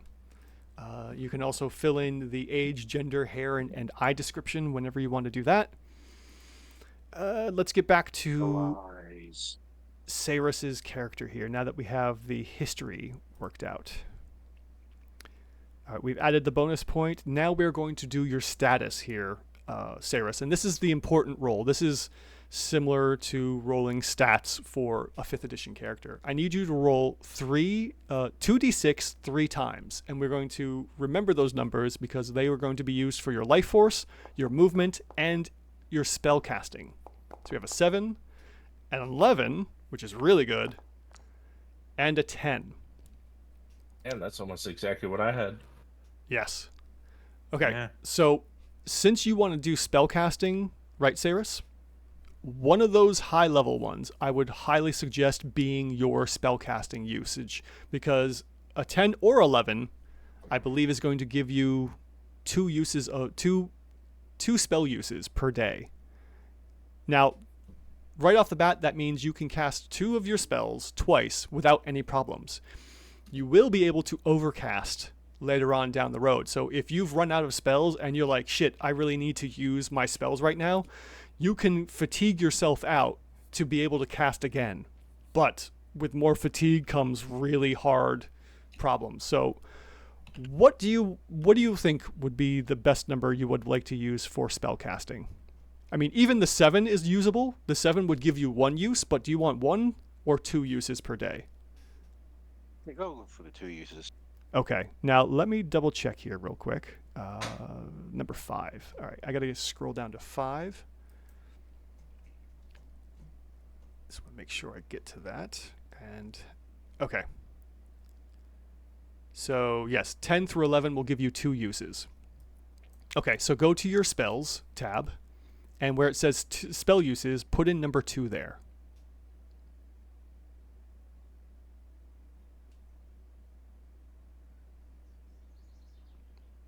That will be on the top left of the spells tab. Perfect. So now you have 2 uses available to you right now. And then from there, we will determine your movement speed and your life force. Now, luckily, you're an elf. So elves can move pretty far naturally. They have the highest movement out of all the races at a times 4 bonus. So if you were to use the 7 for your movement, I would totally understand that, because you could use the 11 for your life force, which is going to be super important as well. Unless you want to be super moving, like be able to move really, really far and use the 11 for movement, which would give you a 44 feet that you could move. Totally up to you. What do you think would be the better option for your life force and your movement? Because let's see here. Right now, if you were to use the 7 times 4 for your elf racial movement, you're going to be going 28 meters per movement, which is already farther than anyone else in the group. If you were to go with the 11, you could go 44 meters per round without fatiguing yourself out and could go super far. But you don't want to get hit then if you're going to go with the 7 for your life force. I'll keep on standing then. I'll have to go with the 11 for health. Okay. So for the 11 for health, you're going to take the 11 and add it to your strength, your psyche, and your endurance. So that's going to take the 11... plus 1 and 1 is going to be 13, plus an additional 3 is 16. So that's going to give you 16 for your life force. So if you go ahead and put 16 in there for your life force, that will give you a 16 and a 32. Now let me explain this really quick. The second box says 16, just like the first box does. The second box is your break, like your threshold. When your wounds go over 16, every time you take a point of attrition in the attrition track, you're going to gain 2 points you're going to gain 1 point for regular or 2 points for a red box. So it's going to be highly important that you don't get hit, okay? If your wounds ever get to 32 or higher, you're dead. Your character is just flat out dead, okay? And the same goes for fatigue, for anyone. If you ever click the 5th checkbox for fatigue, your character dies. Now, yeah, I'm used to that mechanic. yep. Now, the way to mitigate this is that there is an adventurer skill called Perseverance. And every rank of Perseverance gives you an extra checkbox. So if you were wondering, why is there a grayed out checkbox in the fatigue section? That's why. The Perseverance skill gives you the ability to last longer in combat, to take more fatigue, and draw out the effects of fatigue longer. All right, so now that we've done that, we're going to take the 7 and multiply it times 4, giving you 28 for your movement. So in that move box, go ahead and put in 28. So you can now move 28 meters whenever you do a move action in the game. And the game is based on meters. So when we get into combat, close range is 5 meters. So you don't have to be right up against a monster like you do in 5th edition or Pathfinder, because each square is 5 feet. I'm doing hex grids in this instead of squares. Every hex grid is going to be 1 meter. So you're going to have a wide range of being able to control movement and being able to attack creatures because of that. Okay? All right. Now, moving on from your statuses. Now you've got your experience points and we've written down your adventurer level. You've already given yourself 2 levels of ranger and scout, which we actually have to take a step back real quick. To gain 1 level in ranger or scout, it costs you 1,000 experience points. You start the game with 3,000 experience points. So since you got a free level in shaman, which is great because that will help you with your racial ability of not having to have a catalyst bag, which is awesome. We have to take 1 level back of either ranger or sorcerer, because to get to level 2 of ranger, it costs 2,000 experience points. To get to level 2 of sorcerer, it also takes 2,000 XP. You only have 3,000. So either bring back 1 level of ranger or bring back 1 level of sorcerer. It's up to you. Okay, so we got level 1 ranger and level 2 sorcerer. Very good. All right, now we have our classes picked. We need to acquire skills and spells. So if you go to your skills tab, on the left side, you're going to see you have 10 advancement points. And I'm going to shift the 3,000 to 0 since you've spent all of your experience on classes. To gain adventurer skills, it takes 5 advancement points. To gain general skills, it takes 1 advancement point. So the question is, what kind of skills do you want? Since you're more of a caster, I could recommend there's very few caster skills, which is super handy, but there's a lot of caster spells, which is going to be a pain in the ass to pick later on. Take a moment here and think about how you want to spend your points, okay? Sounds good, thank you. Okay. Question, if yes. someone of us buys a lodging, Yes. does that mean we have a room for the next night or something or like that? Yeah, see, that's the weird thing about this game. They put so many random things into the items section that technically, yes, you could say that you have a room. If you wanted to do that, you could say like, oh, I'm going to buy a room. And then you could throw that into your items and remind you, like, for instance, if you wanted to put the quantity as 5, you could say you've 5 days per rent. Yeah, you could say that's the rent for the quantity. Okay, because I've had some things that basically I have some leftover gold and I did that with. But if that's the case, I'm gonna buy 2 lodgings and alcohol. Okay.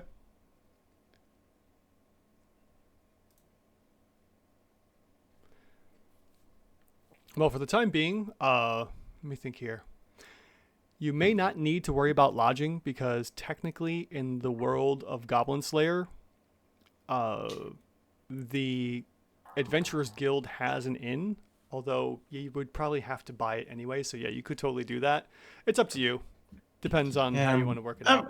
I just wanna have something to return to Okay. if everything goes according to plan. Right. All right. So And I'm looking. then Go ahead. some alcohol. There you go. Sounds good. Yeah, I'm looking over your inventory right now, and I see you've got a broadsword, leather armor, and a round shield.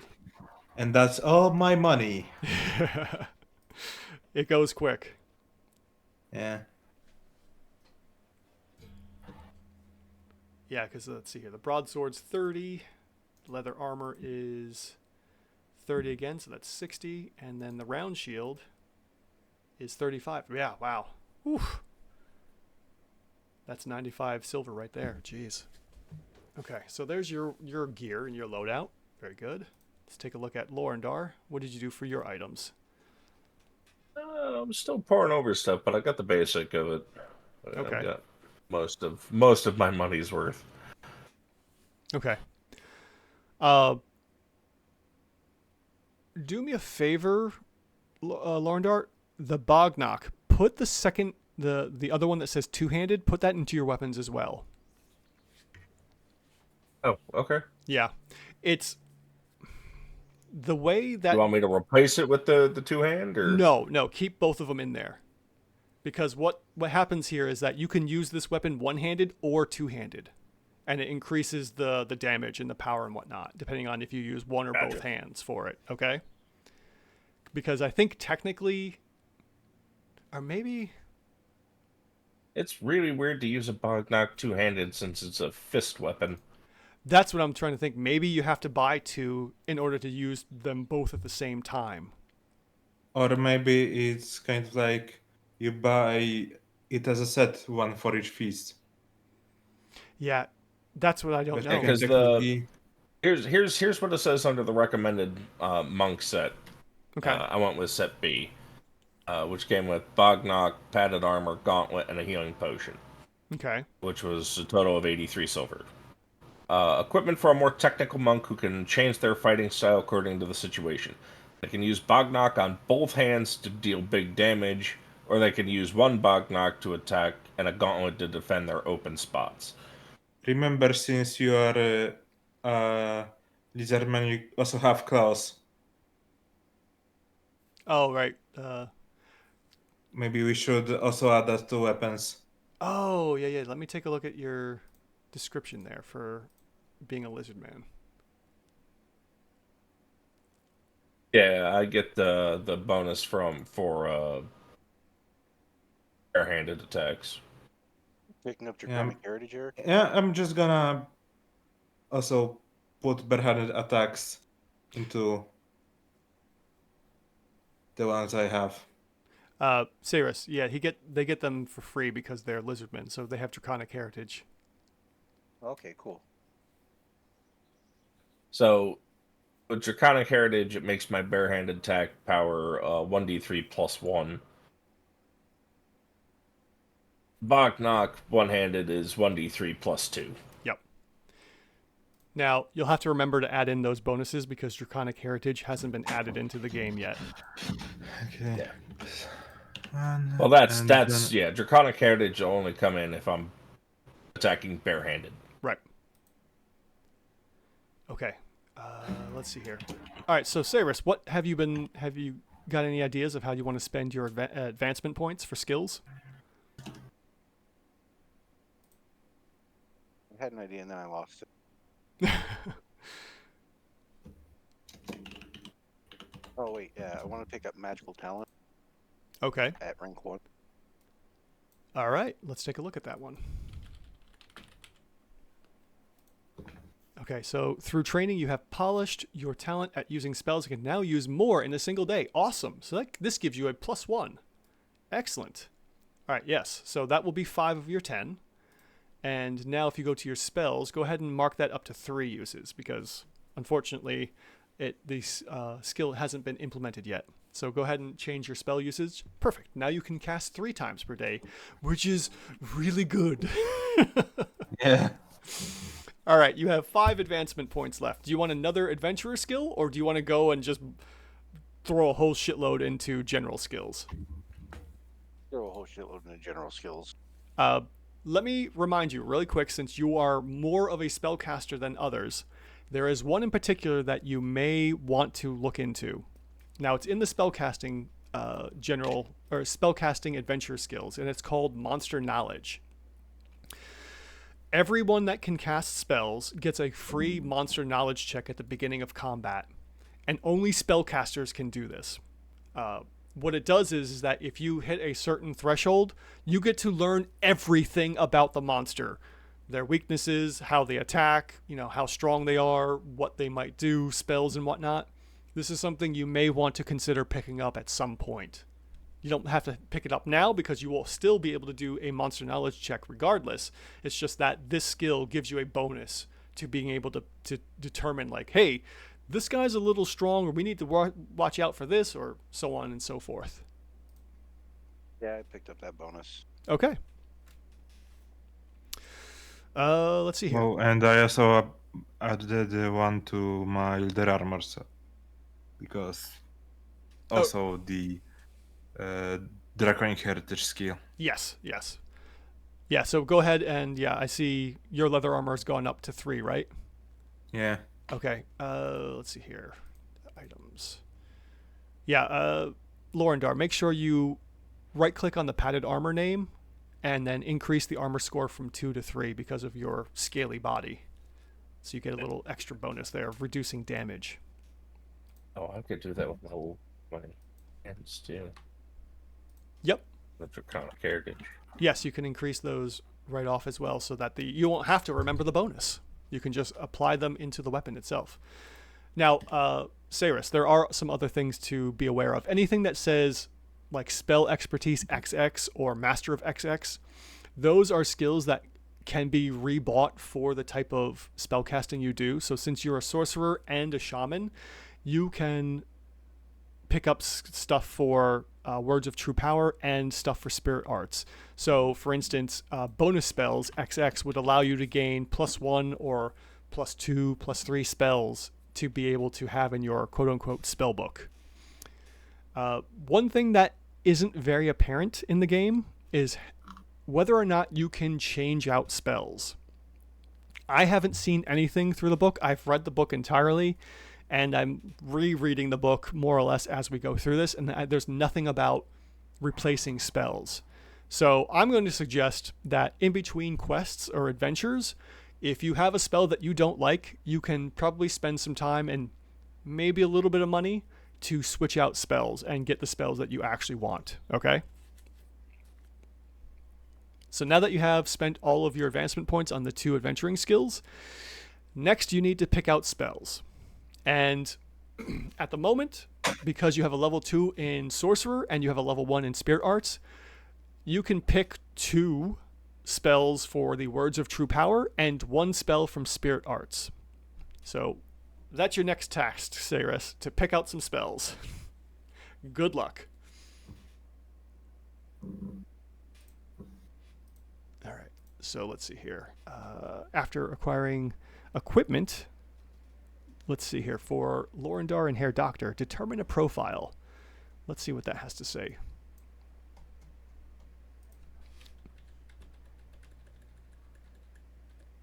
Hopefully no one gets motion sickness, because I am just spanning right quick through all this. Whoever's watching this video later on.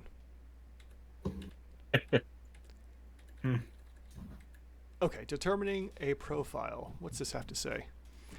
Oh, yeah. All right. So determine your name, age, gender, and rank, adventurers completed, and physical traits to complete your character profile. For deciding on these, see the explanation in section 9. Choose whatever name, age, and gender you wish for your character, and then write them down. There are suggested age ranges for each race in the profile, I believe, or at least in the rulebook. Elves are basically ageless, so there's no end like lifetime for them. They basically live forever. Let's see here. for... believe Lizardmen are the same way. Yeah, because they're basically always throwing themselves into combat. No one knows how long they live. They're always dying before they die naturally. Yeah, just like kobolds. Yep. You guys are already at porcelain rank, so you don't have to worry about writing that down. That's the default for your rank. That takes a little bit to rank up to obsidian and so forth. So you guys are going to be at porcelain rank for a little while. For the number of adventurers and how many you've completed, those are already at 0. And then physical traits. Let's see here. You can describe how your character appears, including hair, eyes, and color. For Lizardman, use scale color instead of hair color.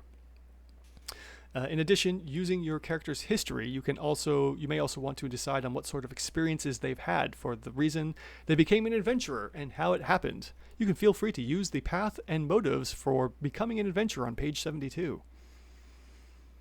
And then there's rules for creating a high-level character, which we don't have to worry about since you guys are all starting at level 1.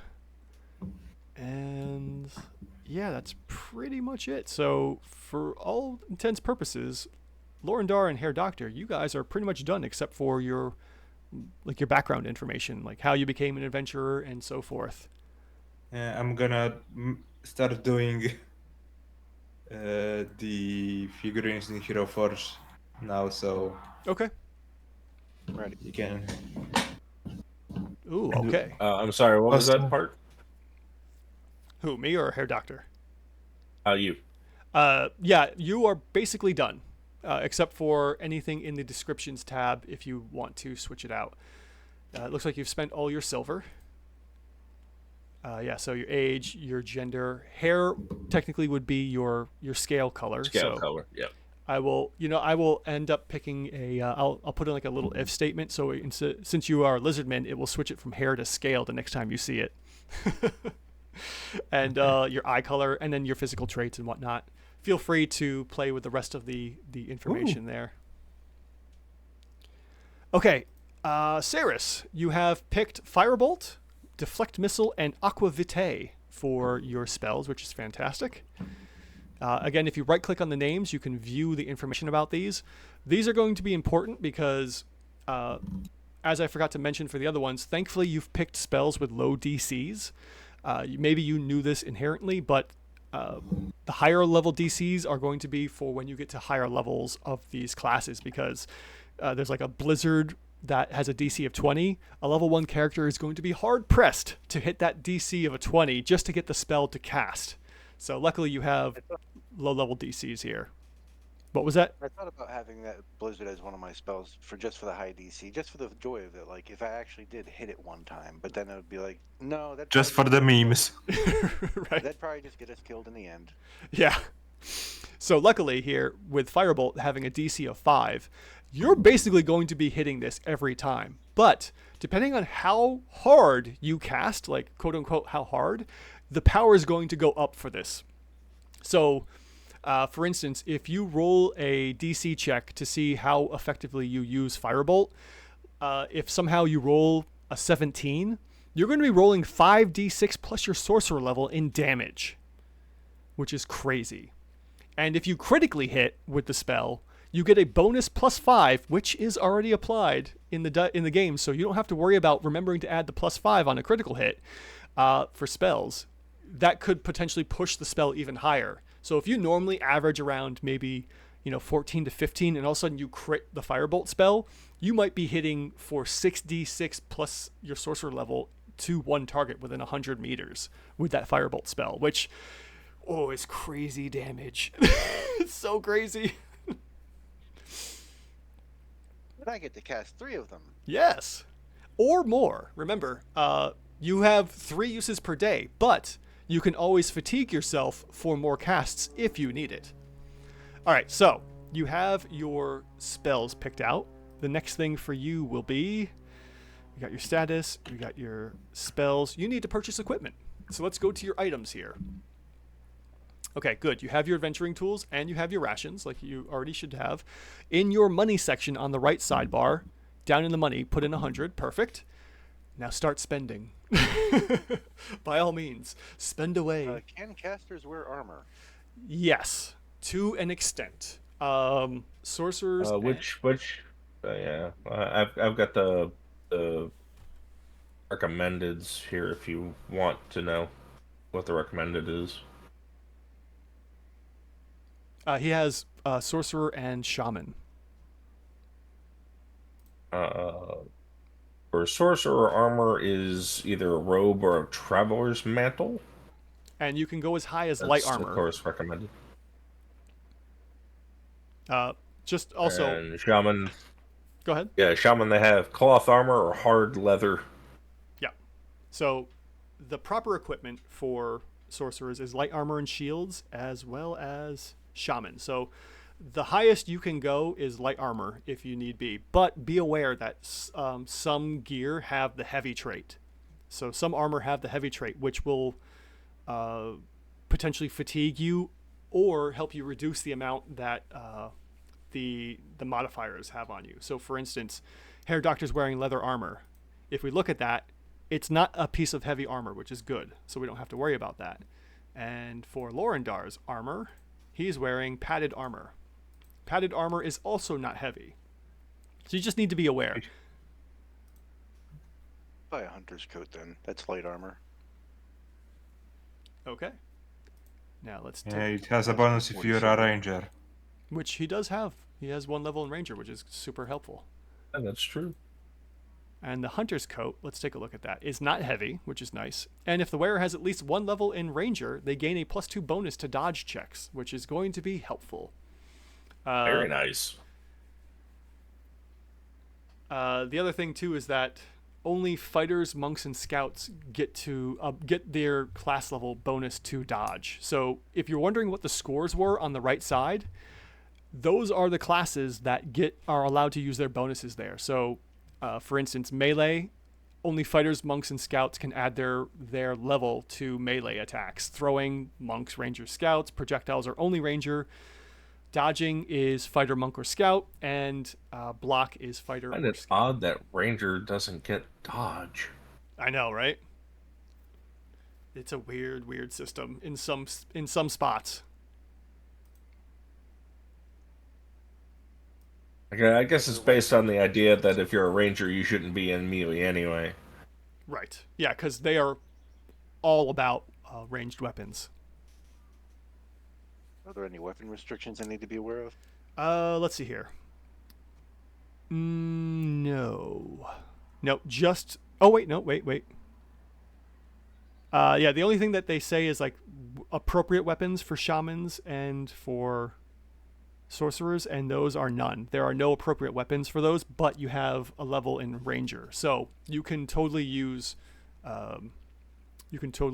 projectile weapons and get the bonus. You don't have to worry about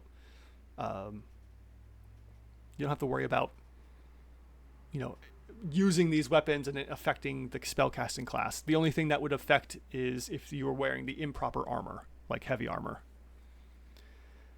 The other pain in the ass thing is tracking arrows. Each quiver can only hold up to 10, and the more quivers you have, the more it reduces your movement. So You have sorcerer levels too, right? Say again? Yeah, I do. Yeah. So it says crossbows confer a bonus to hit modifiers and have high power, so the sorcerer will still be able to use them effectively even without acquiring any ranger levels. Huh. Which page is that on? Just so I can reread that. That is on page 108. 108. Recommended sorcerer set B. Okay. And it's only 40 silver. Yeah, I'll get that in some bolts.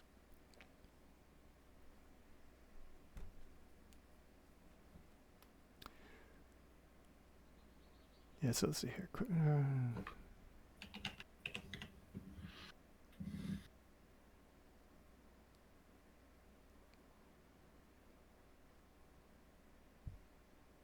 Oh, yes, because I think it has something to do with like the technique bonus. Still having a high technique bonus will still allow you to hit, but because he has the ranger bonus, he's going to hit even better while having the ranger. So this is going to be a really good combo of ranger and sorcerer. So you are definitely the back line. Yeah. Yeah, I think it's a pretty interesting setup. You got air doctors like the hard I'm close the range. paladin. I'm Mm-hmm. close to mid range, and Saris is total back line. Yes. Yeah, this is good. This is a good group. I like it so far. Uh, if you want, I can basically right now stream what I'm doing for my character in Hero Forge, but I'm nowhere near done. Okay. So Don't forget, Saris, to pick up a quiver as well to hold the bolts, which is annoying but unfortunate. I'm gonna. Yeah, I'll So if you want, I can just. let me pop that out so people can see what's going on while we wait for Saris to pick his load out.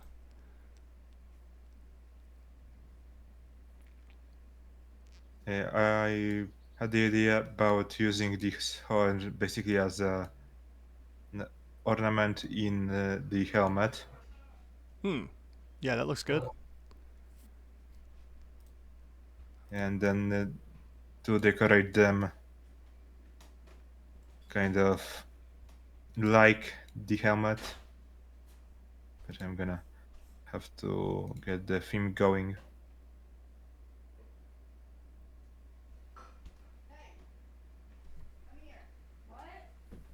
Oh, that's basically a golden. Maybe something like this, since my character basically visits a lot of castles, so he's kinda gotta look the part, but not too much. I like it. Kind Looks of good so far. changing. All right, let's see here. So, have you used all of your money, Saris? All but 3 so far. Okay. Yes, and it's up to you if you want to pull all of the information out of your adventuring tool, like I said before, or just update the description. Totally up to you. Let's see here. And I think we may be just about done once you get your equipment in place. Okay. I think that helmet looks good. Yeah, I like that. All right, that's all my money. Okay, cool. All right, so one thing to remember is if you have a shield, you can do a shield block in combat. Otherwise, you have to rely on a dodge check to be able to avoid damage. Now, the problem here is that a dodge check is all or nothing. If you dodge successfully against the attack, you take no damage. If you shield block, you're still going to take some damage, but the shield is going to help reduce the amount of damage you take. So be aware of that. I'm a paladin, so Yeah, I think Herr Doctor's character is going to be shield blocking more than anything, especially since you have the ability to do so. Because only fighters and scouts can shield block appropriately to get their level in there and add it in. All right, so last question for everyone. Have you thought of a name? Now, it can be a typical adventurer name, something interesting, or it can be the Goblin Slayer style naming and naming your character based on your skills and classes and whatnot. So, for instance, the main characters in Goblin Slayer are Priestess, Goblin Slayer, High Elf Archer, Lizard Priest, and Dwarf Shaman. Anyone thought about their name? by that logic, I would be the Dragon Knight, but I think there's more to characters, but their sets of abilities. That's entirely up to you. Pick whatever kind of name you'd like.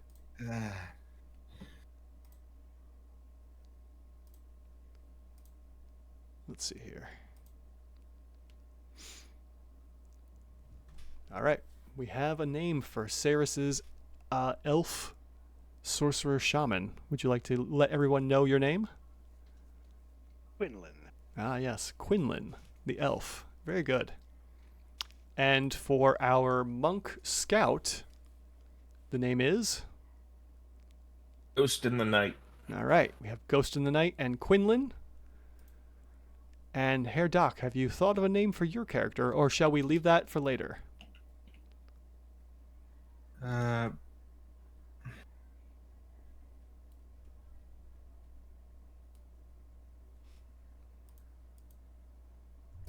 did a minor adjustment to my equipment. Okay, no problem. Let's see here. I guess this isn't the character name, but what our characters are known by kind of name. More or less. You know, it could be, you know, similar to Goblin Slayer. Goblin Slayer is a fighter, and possibly a bunch of other things, but he kills goblins all the time. It could be a naming from your history or something. What do you think? In this case, like Dragon Knight is the only thing that makes sense. All right, Dragon Knight it is for now. You can always change it later if you want to be known by something else. Well, we could then share what our real names are among us, but Yes, you could. Yeah, it's actually kind of funny. In the books I've been reading for Goblin Slayer, the elves call him Orkbolg, and the dwarves call him Beard Cutter. I don't know why. I mean, they Yeah, explained. the beard cutter one I don't get. Yeah. Like, Dwarf Shaman explains it. I read it. I read it twice because I started to read the manga, and then I switched to the light novel, and I go, still don't get it.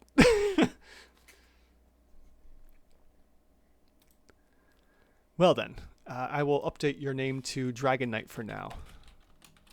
for now I'm also gonna end the stream. Okay.